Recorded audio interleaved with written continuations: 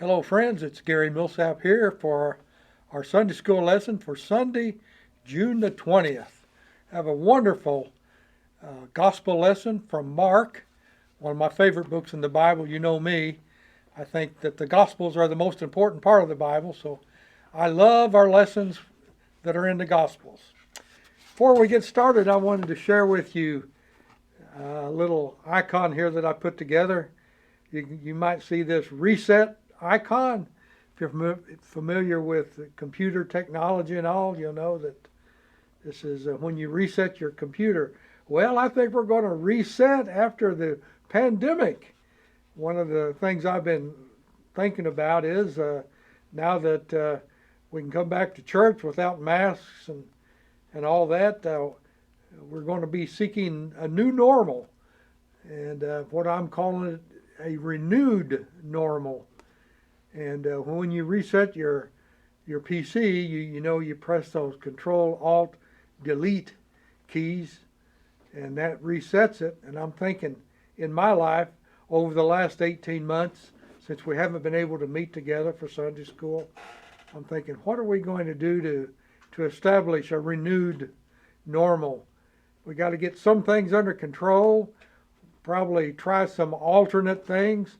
And I know in my life I need to delete some things that aren't as useful as they could be. So I'm thinking about this new normal or renewed normal. I hope you'll join me and that you're excited about coming back for Sunday school in the next few weeks. We'll leave that there. I may look at it later on in the lesson. These are wonderful scriptures that we've had over the last few weeks. I remember during Gabe's sermon about Jesus' mother and brothers were looking for him, and they thought he was in the league with the devil. They thought it was crazy. And from that, there have been some other parables. For example, we have the parable of the sower, the parable of the lampstand, the parable of the growing seed, the parable of the mustard seed. All of these are parables that come right before the scripture that we're looking at today. I've never been as sure as anything in my life that I am that this example in the lives of Jesus and the apostles is meant to be a parable. And I think I have this one down cold. The boat in the parable is the church. And I get this at such a base level that this is an example of the boat, the church. When we're with Jesus, everything's fine. When we're not with Jesus, things go wrong. I'm certain that is the basic intent of this portion of Scripture. We'll look at some of the other unique characteristics because there are some good teaching points in it as well. However, I want to read a couple of verses that come just before this. The scripture lesson is, for the Sunday school lesson, starts at verse 35. However, I want to go back to verse 33 and read to you. It says in Mark 4:33, with many similar parables, Jesus spoke the word to them, as much as they could understand. He did not say anything to them without using a parable. But when he was alone with his own disciples, he explained everything. So we have unfiltered aspects of the early church in the Gospel of Mark. He says that Jesus taught only in parables. There's another place he says he taught in parables to confuse outsiders, but with insiders he would explain the meanings of the parable. And you know the definition of a parable: heavenly story with an earthly story with a heavenly meaning, or another definition is starts out being about somebody else, ends up being about you. And so these parables are very powerful in that regard.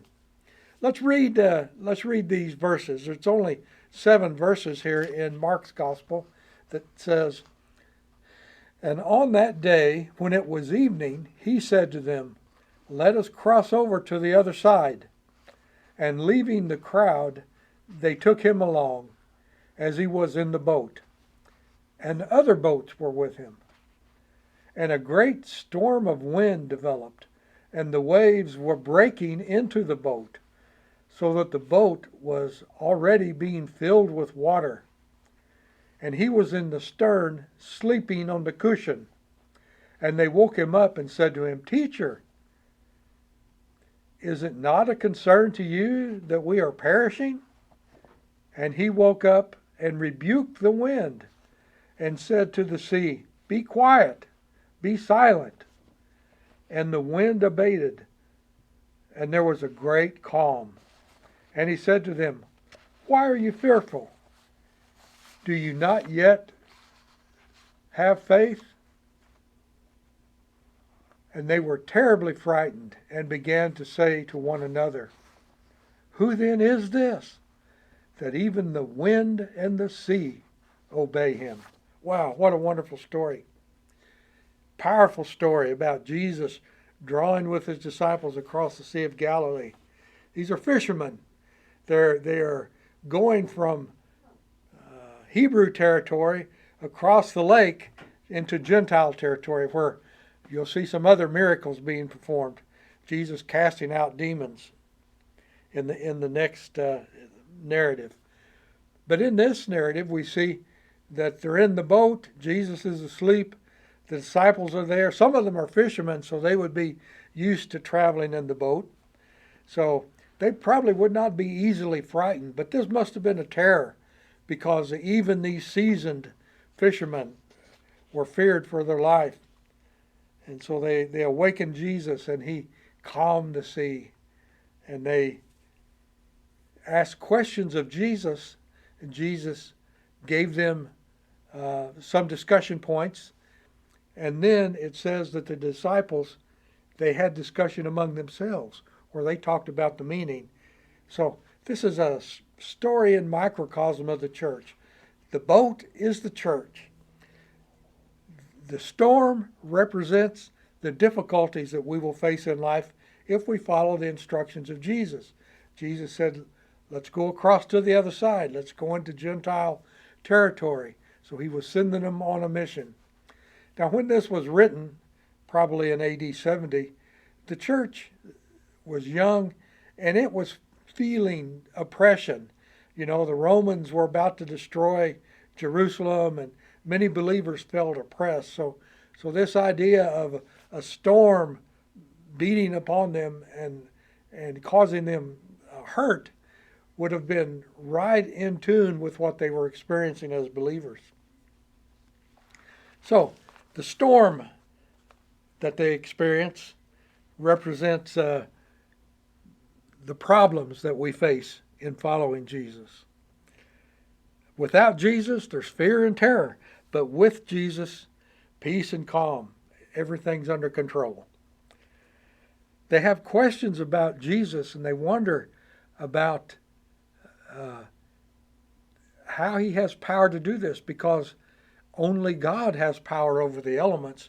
But here we have, in these nature miracles, Jesus demonstrating power that is only reserved for God. So this has the disciples scratching their head thinking, how can this be? How are we to relate to this? This parable also appears in the Gospels of Matthew and Luke, part of what's called the triple tradition.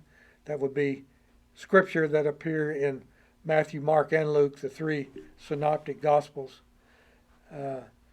Their account of this is not as fulsome as Mark's account, but they shaped the narrative a little bit. They use different words.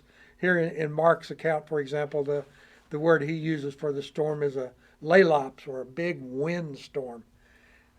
Matthew uses the word from which we get seismographic activity, an earthquake or a seismic storm.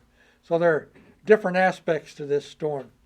Luke uses the windstorm in his narrative, but they're not as fulsome as the discussion here in Mark's gospel.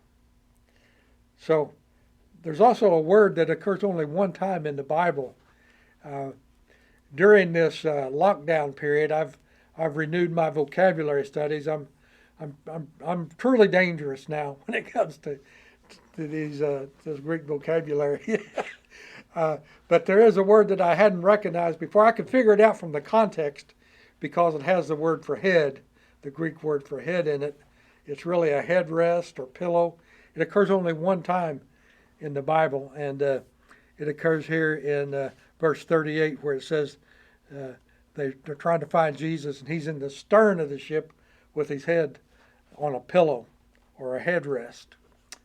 And he wasn't too concerned about the storm, but the disciples were. So this leads me to believe that the true nature of the church in microcosm is we're following orders from Jesus. Sometimes things don't go the way we want them to. We become frightened, and we need to call on Jesus to strengthen us or help us through a situation. But also in this, we should look at that they don't just question Jesus, but they talk to each other. Now, this leads me to believe that we need to come together on our reset. You know, when we come back for Sunday school, we need to visit with each other about the meaning of our Christian walk. You know, we experience it individually, but we get benefit from talking to each other about what God's call is in our lives and how we might be reacting in a way that's different from how other believers might want to interact. So I'm hoping that you will put it on your calendar and are looking forward to coming back together so that we can share and discuss the meaning of these scriptures and our Christian walk together. So that kind of is the surface level meaning of the scripture. There was I have in my mind, being a Christian for more than 50 years, back when I was a new believer, a teenager, we sang a chorus, a song, talked about peace be still, I think were some of the words. I looked this up. It was written by the Reverend James Cleveland out of Chicago. He was in a church, a Baptist church, a black church in Chicago that had the Reverend Thomas Dorsey, who wrote Peace in the Valley, and other spirituals. Mahalia Jackson, a great singer, was also in that church. But James A. Cleveland lived 1931 to 1991, and he wrote this song in 1963. The words go something like this: Master, the tempest is raging, the billows are tossing high, the sky is o'ershadowed with blackness, no shelter or help is nigh. Carest thou not that we perish? How canst thou lie asleep, when each moment so madly is threatening a grave in the angry deep? The winds and the waves shall obey my will. Peace be still, peace be still. Whether the wrath of the storm-tossed sea, or demons, or men, or whatever will be, no water can swallow the ship where lies the Master of ocean and earth and skies. They shall sweetly obey my will. Peace be still, peace be still. They all shall sweetly obey my will. Peace, peace, be still. He has captured in this song the essence of this action parable, I'm calling it. It's a narrative, but it's in the midst of a bunch of other parables, and I'm just as certain of this as I am of anything, that this ship, this boat, is supposed to represent the church. And it helps us understand that when we obey the call of the Master, sometimes it puts us in harm's way.